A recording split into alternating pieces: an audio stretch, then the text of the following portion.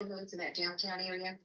It's everything in Atlanta that's south, since I-20, and it goes down south to the Clayton County line.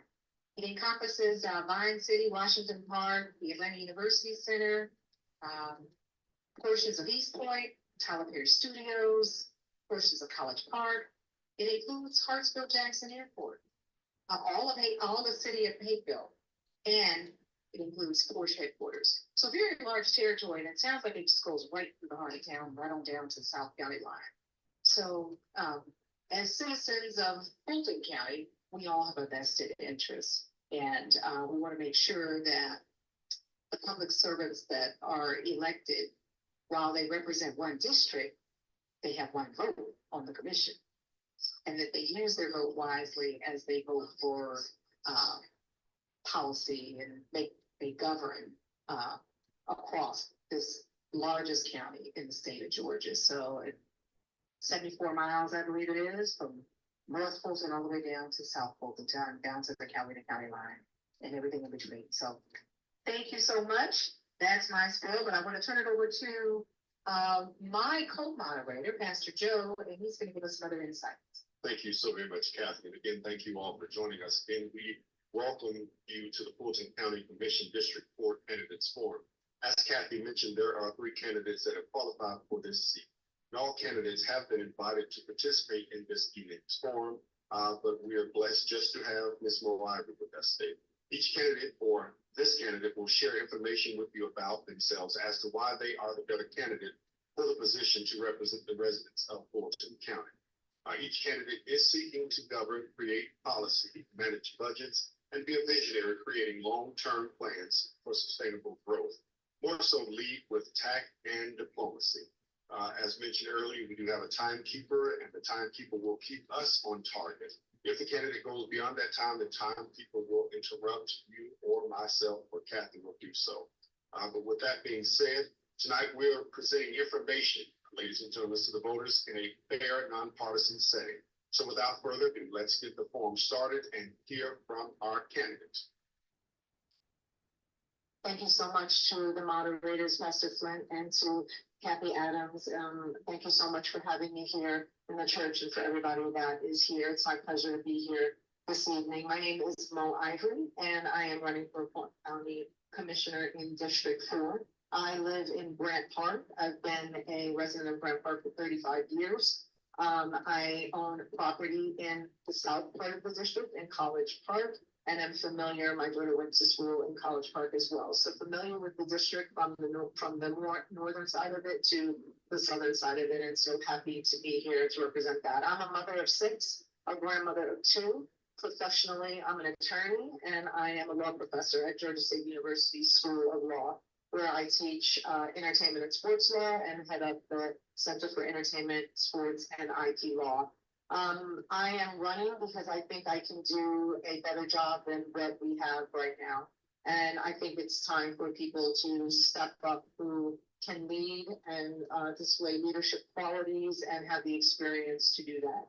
I have worked in politics in the background for many years, worked on policy, worked in the media. A lot of people know me from my days on the radio when I worked on V103 and WAOK, and I've been in politics for a long time. Served as a legal analyst on CNN, and so I bring a lot of experience in many industries to the table, and I look forward to being able to use all of those talents to serve my district. Thank you. Thank you so much. So ladies and gentlemen, you've heard from our candidate, Ivory, and a little bit about her experience, her platform. So let's go ahead and get started. So with our first question, Pastor Joe and I, we have a few questions, but I'd like to hear from our audience that's here in person, have questions, stick those on text cards, and to our live audience, but we don't have a live audience. So let's say we can see those questions via chat, the text. So without further ado, we'll go ahead and get started. We had a forum earlier this week, last week, and it was with the Fulton County Sheriff for those candidates who were seeking office. Well, the incumbent, Sheriff Lamont, says that if it re-elected, he wanted to build a new jail. It would be at the price tag of $2 billion. How will you fund the $2 billion? Where will the fund come from? Yeah, I don't know where that funding would come from yet. Nobody knows. That is exactly what is being discussed right now. So to say exactly where that funding would come from is definitely premature. That's exactly what the commission is going to have to figure out. What is going to have to be studied. There's a feasibility study going on right now. So like that feasibility study comes back, we'll be able to find that out. But that's of particular importance to me. What happened being an attorney, being the mother of 5 boys. It's of particular importance to me that what is going to happen with the jail, with whether it becomes a renovation or a rebuild of the jail, it's going to be very important that we just don't pour $2 billion into building a brand new, larger facility to fill with more inmates. That is what I definitely get. So when we start to talk about what needs to go into a new jail, we need to think about how that would be paid for in the area of services for inmates, education, all of the mental health facilities, all of these things that we know continue to be a part of the problem. The overcrowding is due to the backlog in the court system, the backlog of processing, the backlog from COVID. So there's a lot of things that we need to think about as we think about how that new or renovated jail will happen and who will end up financing. So there. What do you see as the present? Yeah, I mean, I think right now, I think overall, whether someone thinks about this as an infrastructure problem, the overall biggest issue right now is delivery of healthcare services. And so whether that means that we're going to provide more emergency care, hospital care, clinic care in buildings that exist, or if there's going to be a plan to erect new hospitals or new builds, that is the number one problem in the county right now. And so I want to focus on the options that are being discussed right now that are on the table in relationship to an emergency hospital that Grady may do, a partnership with Morehouse School of Medicine. I think when I think about, when we talk about the infrastructure, a lot of people think about roads and things like that, but I think infrastructure is having good healthcare and available healthcare in the district, and especially on the south side of the district. So for me, a hospital is a part of the infrastructure, a clinic, increased medical facilities are part of that, and that's going to be one of my main priorities. Thank you for that. So one of the questions is Fulton County partners could be with Fulton Hospital and Fulton County funds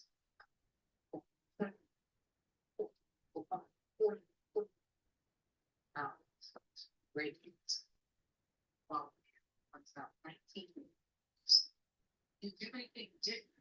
What's on the back up under the market? $50,000 areas. Plans. That's why.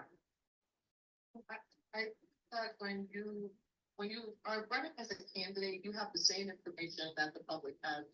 Like what you just said, the allocation of the 43 million, and it's lesser than in other areas. I think once you become an elected official, you have a lot more information to look at, to examine, and access to the people that are making those decisions. Obviously, the hospital boards operate in their own manner, as well as how Grady operates from its board perspective, from its leadership perspective. So, I am concerned about the delivery of healthcare services all the way around, as well as the budgetary allocations for. So what I plan to do, I am hoping, and I am going to knock on wood that on May 21st, I win without a runoff, because that will give me a great amount of time between May 21st and inauguration in January to actually put a strategic plan together around my priorities. Give me an opportunity to sit down with these people at Grady that run the board people to sit down with the hospital, the members of the hospital authority, to really understand where these dollars are going, examine the budgets, and have the conversations to really understand where are those gaps in funding, where are the real necessities that are needed. And I look forward to being able to do that, because that is really what I don't see has ever been done, that there's actually a strategic plan in place for the district. Thank you so very much. So, what is first hearing authorized budgets? Oh, yeah. So I've been authorizing budgets, I feel like, for decades. First my household budget. And so that is with the moving parts all over with 6 kids. So I've been managing budgets for a long time as an attorney. I've been an attorney for 30 plus years. I've obviously managed budgets inside of law firms, managed budgets for companies, was in charge of the entire procurement process for a large technology firm. I've managed budgets for large campaigns. I worked on Stacey Abrams' campaign for both cycles in 2018 and 2022, so managed large budgets for that. And I am now presently at Georgia State University managing my budget for my entire department. So I have a lot of experience managing budgets.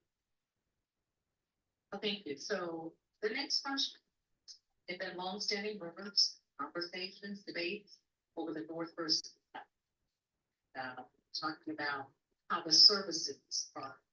Some say services are greater, both of the funding goes to the North. Right? Some say when it comes to South, unarmed. So what is your take on that?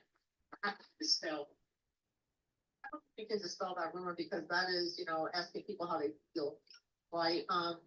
People feel, there are obviously, it's to nobody's surprise that there are obviously different issues going on the north side of town than there are on the south side of town. And then those budget allocations go to those needs, right? So if you are living on the north side of town and healthcare access is not a need for you, then obviously the budget allocations are going to go toward other things, and they're going to look like beautiful parks, and they're going to look like beautiful amenities, right? Instead of necessities. So I think that's where a lot of that comes from, and that's a systemic problem that can't be resolved in a forum conversation, but is a systemic problem that needs to be addressed by beginning to cure the things that have been ailing the South Side. And it's bothersome to me, and this is also one of the reasons why I'm running, that every 4 years we talk about the same thing. And we don't seem to have any progress towards solutions. I feel like we are talking about the same things 4 years ago: healthcare, jobs. We were talking about the same things 4 years before that and 4 years before that. And so I do think that it's time for some actual solutions. And I hope that in 4 years from now, after I'm elected, I'm actually going to be sitting in a debate talking about, well, this is exactly what happened with the jail. This is exactly what happened with the hospitals. This is exactly, and we can see some solution-oriented answers. Thank you so very much. Should there be any part of the county budget that all right. Is there any portion of the county budget that people be shielded? I wish that was a real thing. I think education should never be cut, right? I don't think health services should ever be cut. And health services falls into so many categories, right? Because you're providing health services for children, and you're providing health services for adults, inmates. I mean, there's health services that are just, right? But that's not a reality on how budgets work. And unfortunately, when the budget process comes, there's 6 or 7 people sitting in a room, and they're all vying for the things that are important to their constituents. And everybody is trying to get the thing that's going to keep their constituents happy and are going to, keep them on a successful path. And so, unfortunately, no one commissioner is going to say, okay, well then I'm going to let your money be safe, and then let my money be the pot where it gets taken from. So that is a place in politics that would work so much better if everybody could agree that there are certain places where money should just always be guaranteed because of the welfare of the citizen as an overall concept of what we should all agree to do. It's just not the way politics happens. Thank you. Next question. Fulton County is the overseer of senior centers. Will you propose to increase senior services in your district? Oh, of course, I'm caring for both of my aging parents right now. My father is 84, lives on Stapleton Road, where we're sitting right now, and is suffering from dementia. And so we all find ourselves both. I'm a grandparent, and I'm also caring for my aging parents. My mother is 83 and lives east. So absolutely, I visited all the senior centers in this district. I've talked to hundreds of seniors about what they need. You know, one issue that came up at the last commission meeting was about the Uber rides that are offered to seniors and about how there isn't enough budget money for that. I mean, these issues, as our population continues to grow and the aging people begin to make seniors are a larger part of the population, we're going to have to grapple with these issues. And if there was ever a place where budget should also be guaranteed, it's in the area of senior services. And as we see that, you know, more and more seniors are, and seniors are doing well. They're thriving. When I go to these senior centers, and I feel that, listen, I'm not too qualifying to get my card for some of these senior centers. So I feel very connected, and I feel very sure that that is going to be a priority in any office that I sit in. Always has been, even when I wasn't in office, and always will be. Thank you so very much. I have two-part question. One is, do you plan to promote any changes to the existing taxes? And are the taxes behind? To a person that's been living in the same neighborhood that gentrified, and I've seen my taxes quadruple, then double again. Taxes, and it's taxes are so complicated. So you need the state to do things along with the county. So will taxes be on my agenda? They have to, right? It's just such a function of Fulton County. You could not be a commissioner without that being one of the issues that you're going to deal with. But can I say right now what I'm going to do about lowering or keeping or raising taxes? No, that is a complicated question. It can start by examining the tax assessment. And it can start by looking at the appointments on the tax assessor's board. There's all sorts of political things that happen, but it is the commission's responsibility to give these boards to people who will be responsible to the taxpayer. So it is going to be, again, that time period where I would be able to put a strategic plan together to be part of my due diligence to examine those appointments, what votes have gone down in the past, and to see how I have a path to move forward. Because where I serve, people are extremely concerned about taxes and tax assessment. Thank you very much. So I want to circle back, touched on transportation, and I want to, my next question is around transportation. There are concerns about for seniors. They're saying transportation they're having polls, having big events, there's no transportation on weekends. I propose to begin to resolve that. I think that's a problem. Again, like we are in the forever issues of Atlanta, of Fulton, of living within the city transportation. Here we come again to talk about how there's not enough of it, right? We know that that is a problem in our region, and it's especially a problem for seniors, and it takes all of the partnerships to work together, the cities, the 15 cities inside of Fulton, the Fulton County Commission to work with that, the transportation authorities, the DOT, everybody to work together to figure out what we're going to do about that, and I promise you that. thanks? Okay. Understand transportation is huge the metro area. How can best allocate funds have moderate public transit? Yeah, I think to do what is beginning to happen right now, where we finally are seeing the introduction of additional stations, where we're in my district, in one neighborhood, particularly Summerhill, there is now new bus lines that are being built to supplement the gaps from one bus line to another, which has been something that I've lived in that corridor for 25 years, specifically on the place where they're going to be building that new bus line. It's these kind of partnerships that have to continue happening, and not with 10 and 15-year gaps between them. It's just not happening fast enough.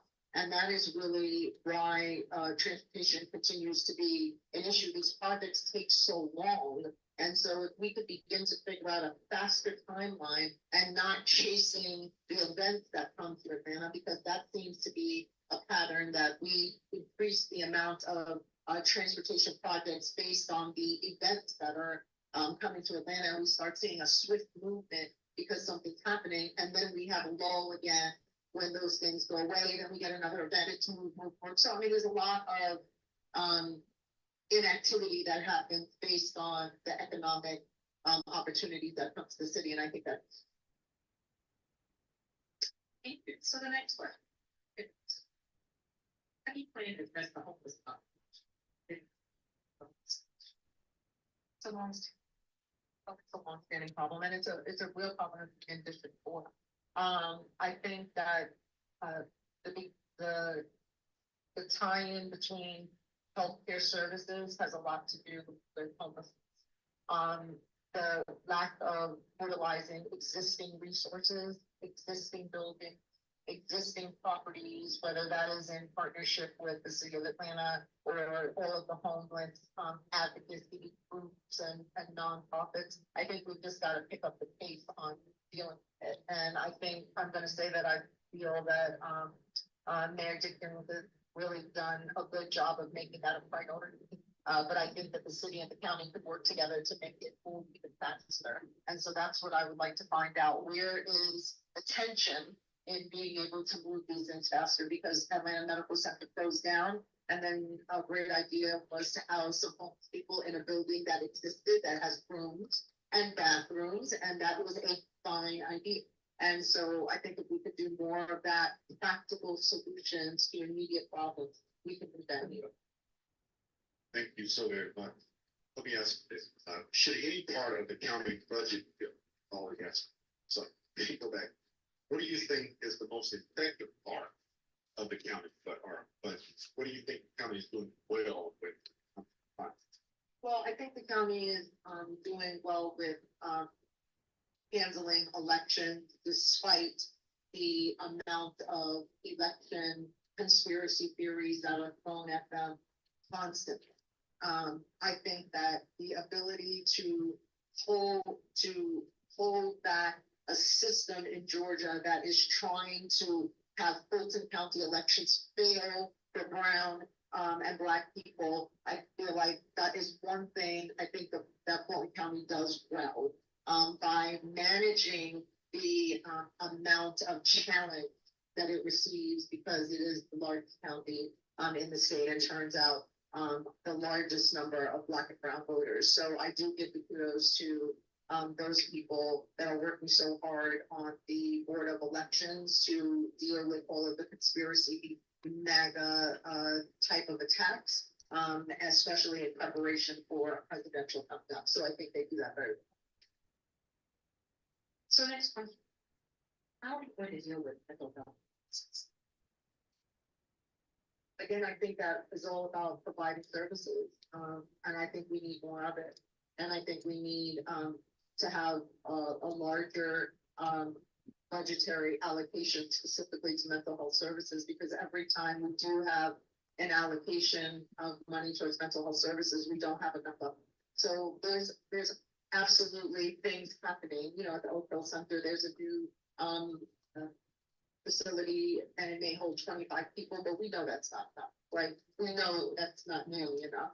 And so we just need more of it. So we need to make that a priority. We need to work with partners to allocate larger, whether that comes from private or it comes from areas that the budget can be shifted to address mental health. That's a part of health services. Thank you so very much. We've been talking about services. But I want to ask, and I kind of think I know where you're going with this, but let me ask, would the citizens get more effective services at a better rate and more functional were accomplished by contract private sector? Specific service. Any service, senior services, or yeah, for that. Do you think that if we would outsource it, that the community, the county would see better services at more outsourcing? You know, Managing. I would really have to think about that because I think sometimes you can over outsource, right? And then you are taking away jobs from people who are in the neighborhoods who are completely understand the operations of what I'm thinking of a senior you said senior services, for example. When I go to these senior facilities and I'm there, it's a community from the people who work there to the people who are coming for services. And I'd be a little weary of over outsourcing. I do think there's a need for outsourcing. I do think that certain savings can happen in outsourcing, but I also am not for it at the elimination of jobs in the community and for the people who have been in facilities for a long time to say, oh, I'll take all of this and give it to a private company that hasn't seen the progression of the neighborhood, doesn't understand the dynamics of what has happened here over years. I think that could be a real problematic approach. So the next question. There's been an increased number of foreign cases, especially property. Do you have a plan or vision ask your colleagues on the council? That's a wonderful question. I just got this question on email from one of my constituents about somebody had been reported by someone signing a quick deed, a fake forged quitclaim deed, and I feel that has actually happened to me when I was deeply invested in real estate, and somebody did quitclaim one of my properties to themselves, and I did catch that because I was, at a level as an attorney that I had checks and balances in place and things like that, and I was alerted to it. But that is a real problem. And it's something that I want to understand how and why it is so easy to file something at the clerk's office without, with merely just the notary, without any kind of identifying probation and all of that. So that is something that I know that is particularly difficult to see as they continue to try to hold on to their homes and all of that being sort of forced out of neighborhoods. Putting that on top of the already stress of what is happening, I think is egregious. So I absolutely want to find a solution with that and think that my legal skills will come to be with that. And I do think I would need to go have a meeting with the clerk to figure out where's the gap in that process. What can we do very easily without sort of a bill that has to be passed or a policy that has to be voted on, to just some mere checks and balances to make sure that that's not. Thank you so very much. Your new resources were available. What area of our county service feel most needed to be?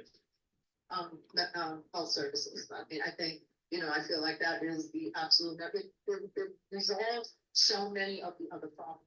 If we felt, I just took my father to the hospital a couple of weeks ago, and we waited in the waiting room of Henry's emergency room for 2 days.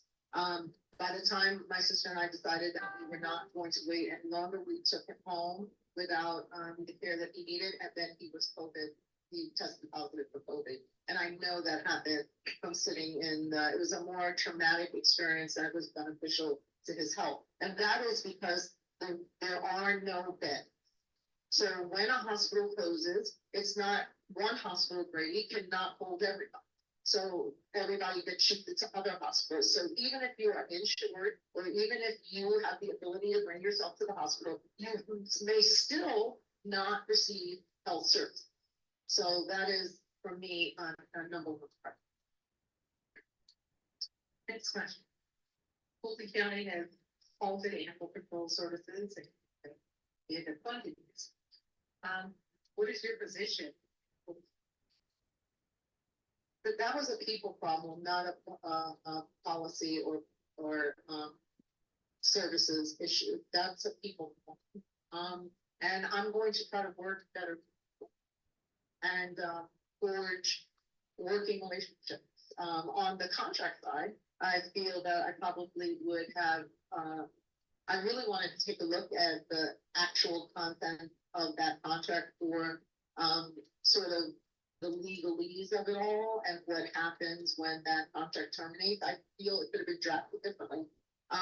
There were some measures to kick in the event that the contract comes to termination and parties cannot agree to renew. I'm a contract drafter and negotiator, so I always build in things for situations just like that. I think that I could bring those skills to the table so that there's a buffer under the buffer, so that there doesn't have to be a shutdown of services. You shouldn't have to call the police if you find a snake in your yard. That was a little bit, call 911 and ask the police to come if there's a raccoon approaching. I thought that was a little bit wild. So I think that was a people issue, and I'm going to work to try to make sure that some of those things don't happen. But knowing that there's a lot of division that takes place, now, see, what units? I mean, that's a really good question. I'm hoping to bring, first, I think unity starts with civility, professionalism and decorum, which is something that the Fulton County Board of Commissioners lack. I think that I would like to bring that to the table first. I think that when constituents see their leaders acting in a civil manner, no matter party or opinion, then they will approach them in that way. I think it's important for ethical behavior to rise to the top. We know that that has not been the case in this district. And I think fiscal responsibility is hugely important. If you, as an elected official, can't show fiscal responsibility to taxpayer dollars, that's a problem. And so taxpayers will then come into the meetings and speak to you in ways that we would never be proud of, which is what's happening right now. There's an exorbitant amount of time that is spent in the Board of Commissioners meetings with constituents voicing their thoughts about things that have happened. And I think that that is a waste of time, because I would rather for constituents to come and speak about the issues that affect their lives, not the issues that affect our commissioners' lives. And so I would like to bring some professionalism and fiscal responsibility and respect to the commission. Thank you very much. So the next question is about affordable housing. What's your perspective? We need it. And how we work too. My perspective is we need it. I have a son graduating from Morehouse and this May who's going to come back home with it. And that was never what we had imagined for him. He is employed. But even being a young graduate with a job, he still cannot afford an apartment that makes sense in Atlanta. And so that is a problem. And we have to talk about how we are calculating what is somebody's income that qualifies them for programs. You know, we need to increase the amount of affordable units that we are requiring developers to allocate in a project. And we need to find resources that already exist to turn them into affordable housing. Thank you so very much. I want to ask you a question. Concerning public school. We know that there's so much conversation back and forth, public, private, or what is it? Charter school. Oh, that's the funny part of it. So are you committed to budgeting the resources that are needed for our public schools? So what areas such as salary, preschool education, things like that? Sure, I believe my kids go to public school. My sons attended Maynard Jackson High School. I have one left right now who's a junior. I am a public school graduate growing up in New York City. My mother is a retired public school principal and my sister works for APS. So I absolutely believe in public education and I believe in funding it properly and that creating facilities that are safe for students to learn in and compensating the teachers so that they don't leave the profession, because that is what's happening right now. So when you don't have a workforce that feels appreciated and feels that they're working in a safe environment, then you are gonna have problems all the way down to, student safety, lunches, whatever. So I really do feel strongly about being a public school advocate for making sure our public schools have the right amount of funding and for paying teachers. So, next question, what are your plans to provide emergency hospital care for the city? It's working on emergency care for long term, but how do we part? Look at part. City. Yeah, I mean, I think we have to think about those things. I think partnerships are the only way that we're gonna get it done in any kind of expedited way. I know that, the county is looking at partnering with Morehouse School of Medicine right now. I mean, the priority is the south side of, the district, so I don't think there's any conversation about where it needs to happen. We know where it needs to happen, and I think partnerships are the only way that it will be accomplished in any kind of swift way. And swift being a year and a half, when there's gonna be stages of it. If an emergency room can be erected rather quickly, that starts to take some of the pressure off of the emergency room situation. If a clinic can go up quickly, that takes a little bit of the burden away from the clinic until a full hospital can happen, but it's absolutely urgent for those things. Speaking of disparities, do you think there or is there any group aside from the homeless that are being disadvantaged for the county district?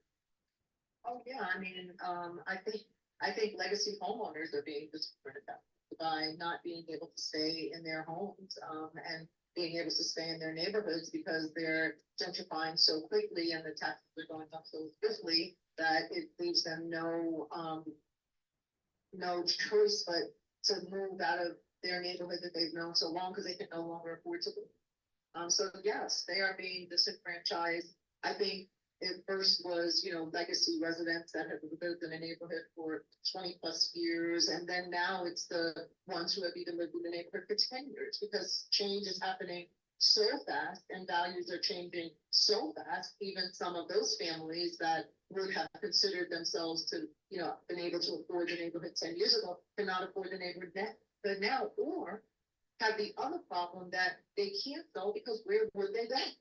Like, where would they go? And what could they afford even if they sold their own house now as prices continue to rise? And so on that note, because that has to do with the Spark Road, what is the county doing about zoning? And what do we do with the city, the county, looking at partnership? Where does that Spark Road belong? What do you call it? Yeah, I mean, I don't have the questions of where, I don't have the answer to that. I wish somebody had the answer to that because I think that problem would have been resolved already. I mean, zoning is a very tricky thing, and zoning is done in each of the city planning departments. So you're talking about 15 different zoning departments, right? And all of the way that they believe that they want their city plan, and they're in the middle right now, or almost towards the end of these neighborhood meetings to talk about their future plan for zoning and the future plan for how and a lot of my neighborhoods sit inside of the city of Atlanta, on how they're going to deal with that zoning. But they know something has to change and there have to be some alternate routes for these variances to be allowed, for actual zoning changes to accommodate multifamily type situations and to build more housing that serves the population and the need that we have right now, which is affordable housing and more of it. Thank you so much. Keeping with the land, affordable housing. Do you believe that the county land use regulation permitting process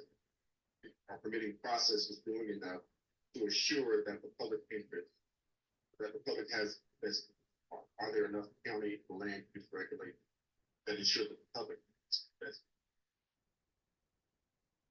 I think anybody would say yes to that question. I mean, just to be honest, I mean, who would say that, there are enough land use regulations that protect citizens more than business?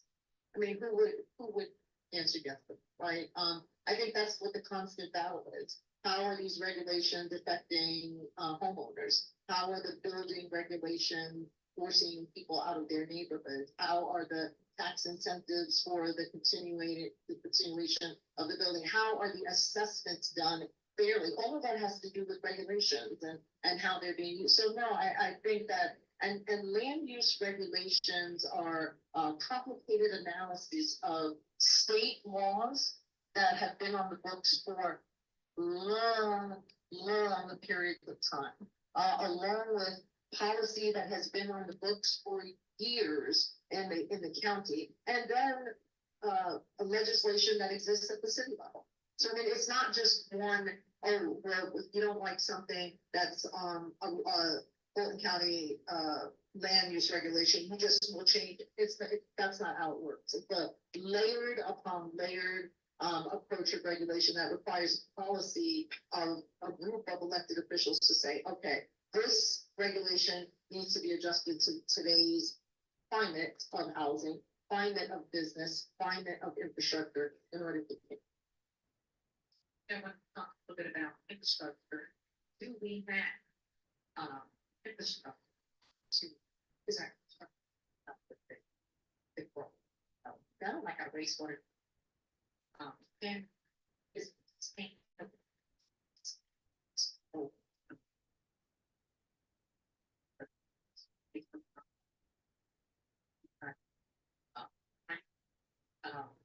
have a side on that.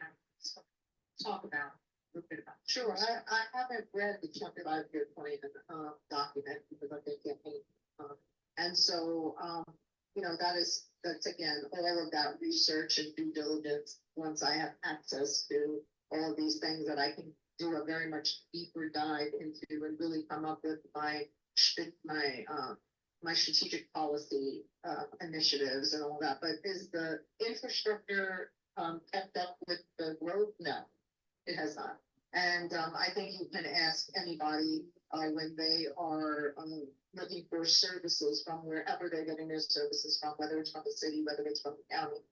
Residents would not say that it is keeping up with the needs that they have.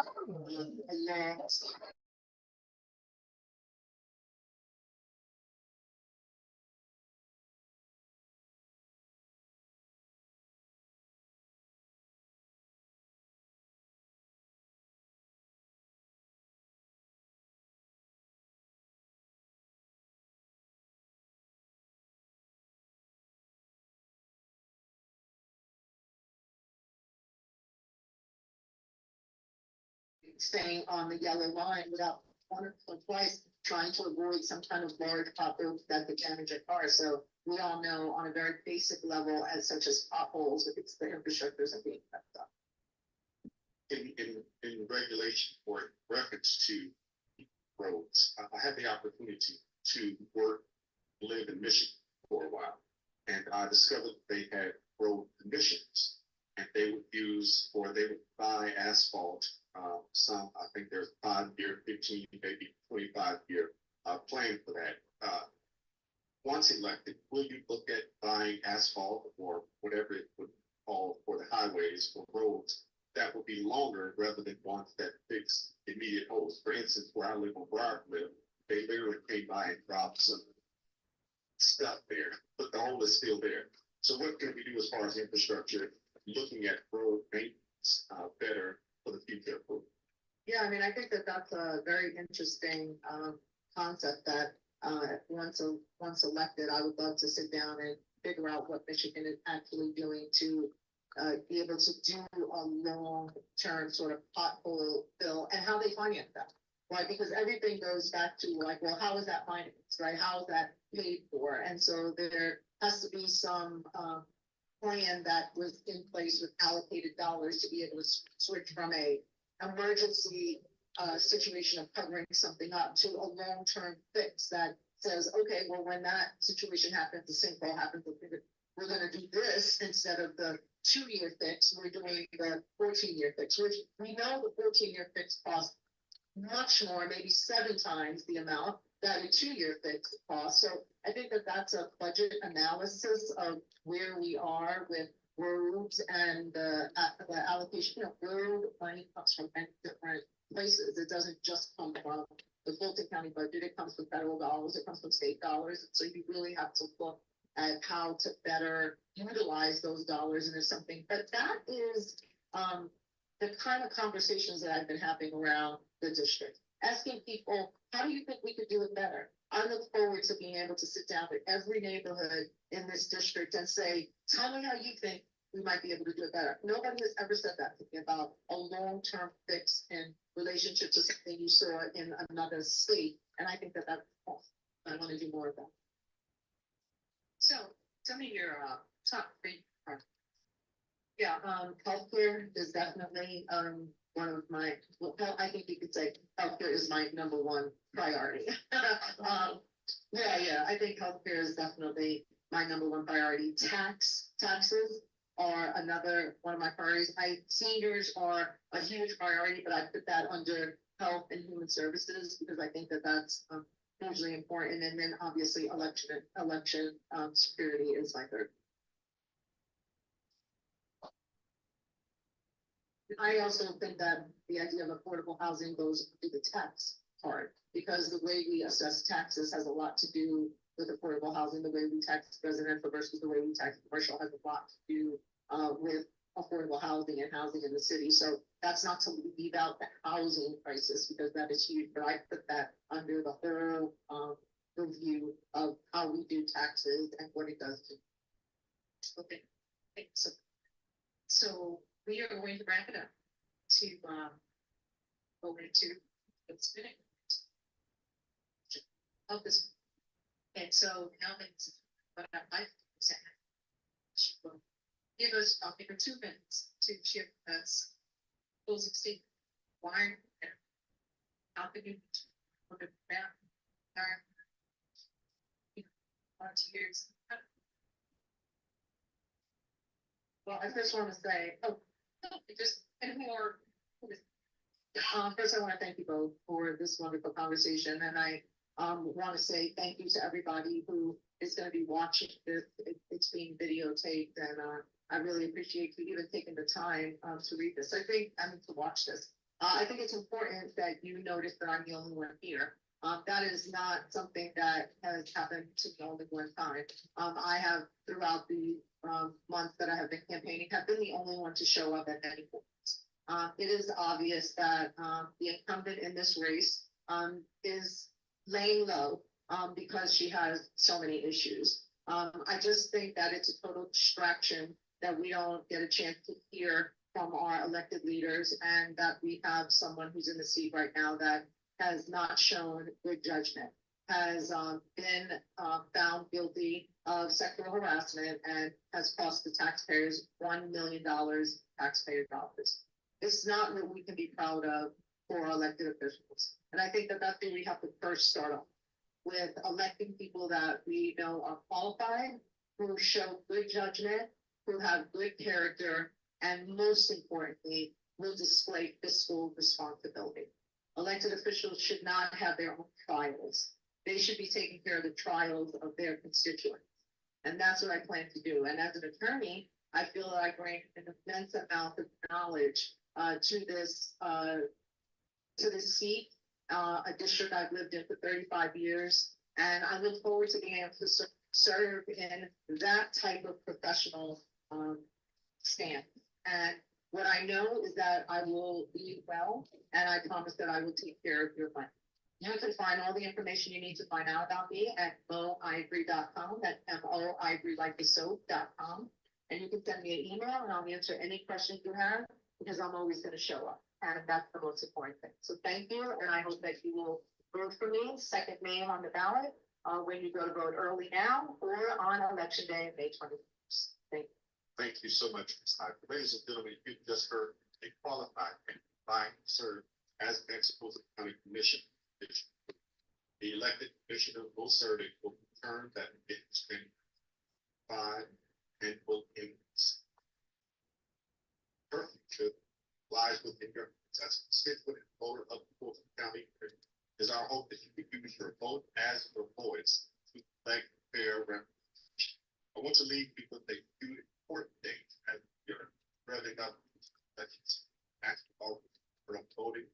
will end on May 17th. The primary election is May 21st. Primary runoff election is June 18th. Our early voting in person will be October 15th to November 1st. October 25th is the last day to request an absentee ballot. October 19th, 20th, 26th, and 27th are Saturday and Sunday voting. November 5th is election day. December 3rd, the general election runoff if necessary. So ladies and gentlemen, you've heard from qualified for Fulton County efficiency. So, and again, all three candidates were invited. Have our here this evening. It is up to you as a resident of new family to elect the best qualified candidate to help developing government. It's a great county, it's the largest county in the state of Flint. So we'd like to be with this. Be an educated and informed voter. Know before you go. Know who is on your ballot. Know what is on. Know when to vote and know where to vote. Those four things. Okay, this is great. Make sure you go to the Secretary of State's website, pull a sample ballot. Make sure you pull your precinct card. Your district lines have been redrawn. Make sure you're in the right district, go to the right candidates. Don't be surprised if you get to the precinct, get your ballot. It has to do. But again, know before you go. More so than anything, exercise. Thank you all for joining us this evening. I'll turn the floor back over to our host, Damita Chatman.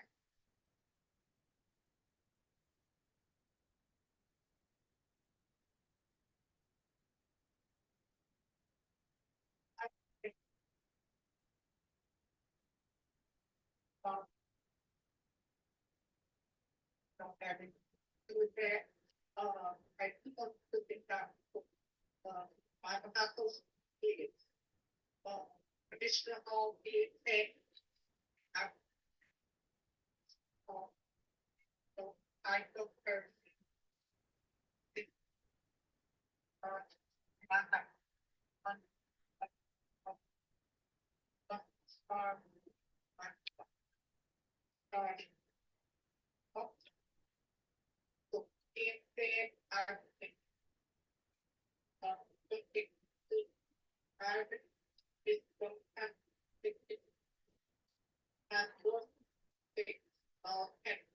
I feel like the should on it of the third. But again, still, after I go, clear rep, if it's, but turn it over to the pastor. I think yeah, that I have decided that everybody should I would think modern. Thank God. I'll think so. I would think now. I'll think I be ready. I'm a friend if I don't have that. So I think. Thank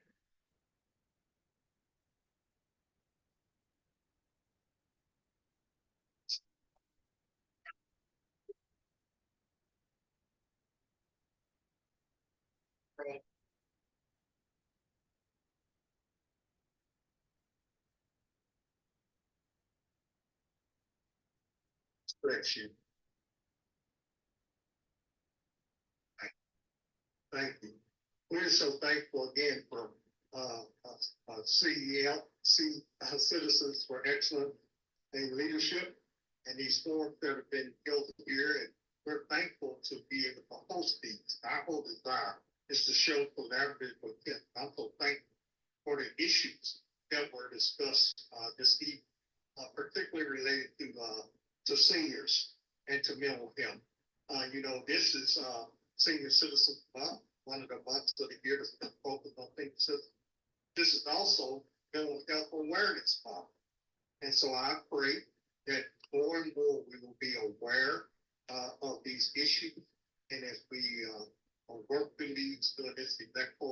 process, but that we become more sensitized as people. Let me pray for us as we close out tonight. Father, we just thank you. Thank you again for things being as well as they are. You're in control of everything. And so, Father, you knew already the issues that will arise with technology. You knew already challenges that would arise. And so, Father, we are thankful to submit ourselves to you. And so, Father, I pray that even at this time, that you will continue to be with those of our leadership process. And as we go forward as citizens, cast their votes in Jesus' name. Remember Mother's Day Sunday.